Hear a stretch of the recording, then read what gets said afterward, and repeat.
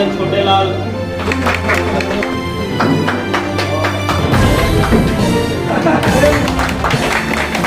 ये है कि आपने हिम्मत जुटाई समाज की। पार्टियों को, राजनीतिक दलों को खड़ा आप करते हैं, चंदा आप देते हैं, उनके माल्यार्पण की खाने पीने की व्यवस्था आप करते हैं, लेकिन प्रतिनिधित्व की बारी आती है तो आपको सब भूल जाया करते। नाम राजेश कुमार गुप्ता है जी। मैं व्यवसायी हूँ। ये कैसा बैठक रहा, क्या कुछ रहा सर? ये हमारे यहाँ कल माननीय मनन जी राष्ट्रीय अध्यक्ष वैश्य स्वाभिमान संघ लखनऊ से अपनी टीम के साथ आए थे, जो कि लोगों को जागरूकता फैलाना कि हमारे वैश्य समाज के लोग जो है पिछड़े हुए हैं, आपस में बटे हुए हैं, उनको एकजुट एक मंच पर लाने के लिए आह्वान किया है। इसके लिए उन्होंने जो अपना मार्गदर्शन दिया है और आगे भविष्य में भी जो है उनको आने की बढ़िया संभावना है। लेकिन बात की जाए सर, जिस तरह कल का बैठक रहा, बैठक से कितने आप लोग प्रभावित रहे और कितना खास रहा कल का बैठक? कल का बैठक की बहुत ही अहम भूमिका रही और लोगों को आने से काफ़ी लोगों को जो है इसमें समझ में आया कि नहीं, अब ये होना चाहिए। ये आपको सर मन में ये कहाँ से आया कि क्यों ना ऐसे संगठनों को बलिया ले चला जाए, सारे व्यापारियों को इकट्ठा करके एक मंच पे किया जाए? ये कहाँ से आपको प्रेरणा मिला? ये हम लोगों के राष्ट्रीय अध्यक्ष के द्वारा जो है प्रेरित किया गया है कि बलिया में एक संगठन इकाई स्थापित किया जाए, ताकि लोगों को जो है इससे समझने और इसको आगे गति मिले। तब आगे की क्या भूमिका रहेगा सर? अब आगे के लिए इसके लिए हम लोग रणनीति बना रहे हैं।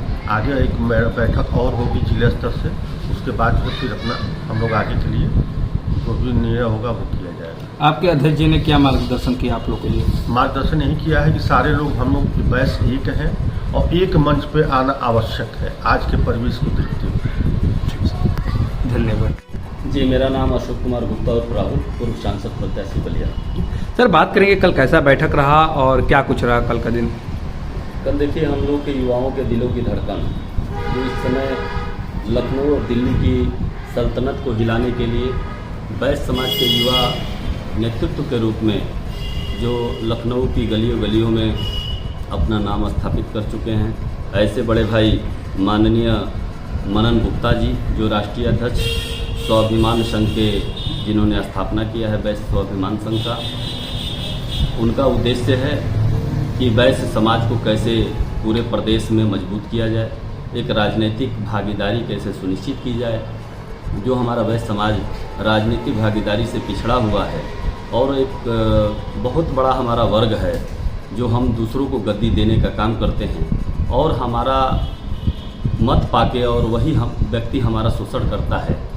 इसको ध्यान में रखते हुए मनन गुप्ता जी ने यह संकल्प लिया है कि बलिया से इसकी क्रांति की शुरुआत की जाए और पूरे प्रदेश में इसकी चिंगारी लगे और पूरे प्रदेश में जितने भी वैश्य समाज के लोग हैं उनको सबको संगठित करके जो लोग राजनीतिक चेतना में भागीदारी लेना चाहते हैं उनको अधिक से अधिक कैसे जोड़ा जाए, यही उनका मिशन और संकल्प है। जिस तरह बात की है सर, आप व्यापारियों का हित के लिए बात कर रहे हैं, व्यापारियों को एक मंच पे लाने की बात कर रहे हैं, तो वही जनपद की बात की जाए तो कहीं ना कहीं छोटे छोटे संगठन बने हुए, छोटे छोटे संगठन के अध्यक्ष हुए हैं, लेकिन कहीं ना कहीं जब आप एक मंच पे लाते हैं तो उस संगठनों में मतभेद होने लगता है। तो उस बीच आप कैसे उस व्यापारियों को समझाएंगे और कैसे एक मंच पे लाएंगे?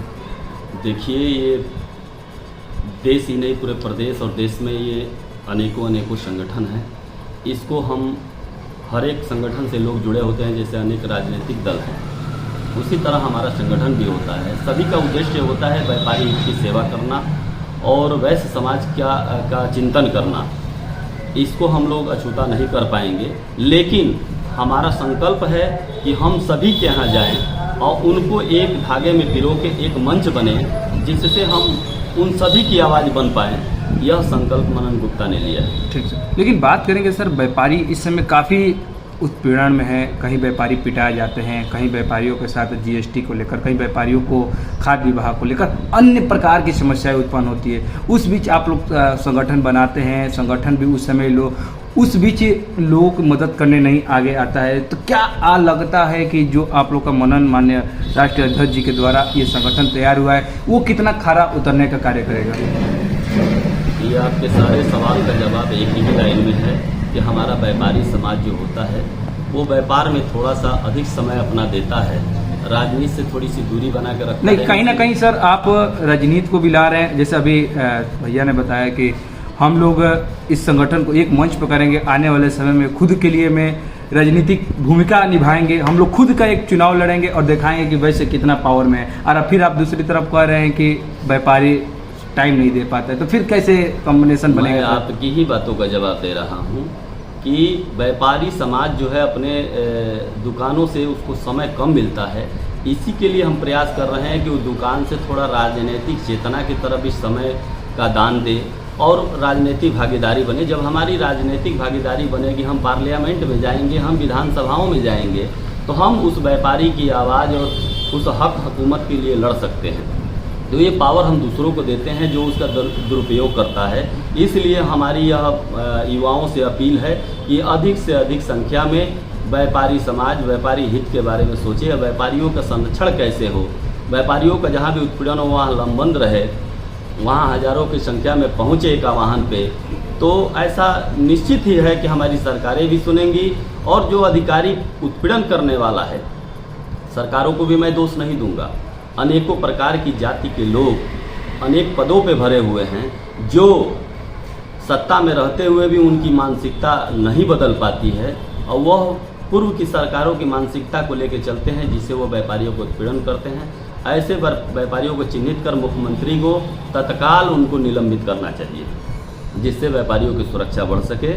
और भ्रष्टाचार तो एक दीमक की तरह पूरे देश ही प्रदेश में है, लेकिन माननीय प्रधानमंत्री जी और मुख्यमंत्री जी द्वारा अच्छा कार्य किया जा रहा है, उनका हम स्वागत अभिनंदन करते हैं।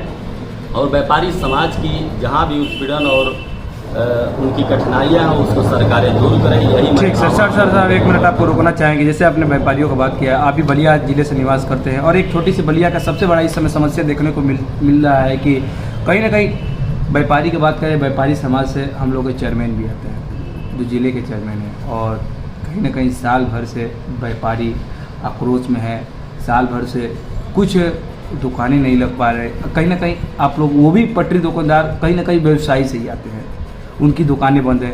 अभी आप मुख्यमंत्री से ही मांग कर रहे हैं और कहीं ना कहीं हम लोग को जो जिले के चेयरमैन है वो पार्टी के ही है, तो क्या लगता है कि कहाँ विकास रुका है? मैं आपको बता रहा हूँ कि ये दुर्भाग्य की बात है कि बलिया में वैश्य समाज के हमारे प्रतिनिधित्व करता है और वह व्यापारियों का अगर उनके द्वारा किसी प्रकार का शोषण हो रहा है तो इस पे तत्काल उनको संज्ञान लेके विराम देना चाहिए। सर कहीं ना कहीं जो एक तरफ सरकार स्वावलंबी जो भारत 10,000 रुपया लोगों को रोजगार करने के लिए दे रहा है, चौक में ऐसे कितने व्यापारी हैं जो 10,000 का लेकर प्रधानमंत्री का जो भी है स्टिकर लगा कर दुकान लगा रहे हैं, लेकिन उनको भरना भी है, कह रहे हैं कि मेरा दुकान तो चल ही नहीं रहा है, दुकान तो लग ही नहीं रहा है, तो हम कैसे देंगे? तो उस कंडीशन में क्या लोगों को करना चाहिए? जैसे जागरूक व्यापारी युवा नेताओं ने माननीय मुख्यमंत्री जी को, प्रधानमंत्री जी को पत्र लिखा, जिला अधिकारी को अवगत कराया, नगर पालिका अधिशासी अधिकारी को अवगत कराया, नगर पालिका अध्यक्ष महोदय को भी अवगत कराया। स्ट्रीट वेंडर एक्ट कानून बना हुआ है, जिसके संरक्षण में पूरे प्रदेश के 75 जिलों में अनेकों योजनाएं चलाई जाएंगी। लेकिन कुछ लोगों की मानसिकता ऐसी बदल चुकी है कि अन्य जनपद में अलग तरीके का कानून होगा और बलिया में अलग कानून होगा, जिसका हम लोग अब आगे इसकी रणनीति बन रही है कि अगर हमें कोर्ट में भी चैलेंज करना पड़े तो हम उसके लिए कोर्ट के शरण में भी जाने वाले हैं, जिससे उनकी व्यापारियों की जो कानून मोदी और योगी जी द्वारा बनाया गया है तो उसको कैसे लागू कराया जाए। जो लोग तानाशाही रूप से उनका उत्पीड़न कर रहे हैं उसको कैसे रोका जाए, उन्हें कोर्ट में भी घसीटा जाएगा, उनको मुंहतोड़ जवाब दिया जाएगा। उन व्यापारियों का सुरक्षा की जिम्मेदारी भी हमारी है कि उनका रोजी रोटी जीविकापार्जन कैसे हो, इसके लिए हम लोग काम कर रहे हैं। लेकिन कुछ लोग तानाशाही रवैया अपना रहे हैं, उसको भी हम लोग दूर करेंगे, लेकिन कोर्ट के माध्यम से करेंगे। ठीक सर, बहुत बहुत धन्यवाद सर।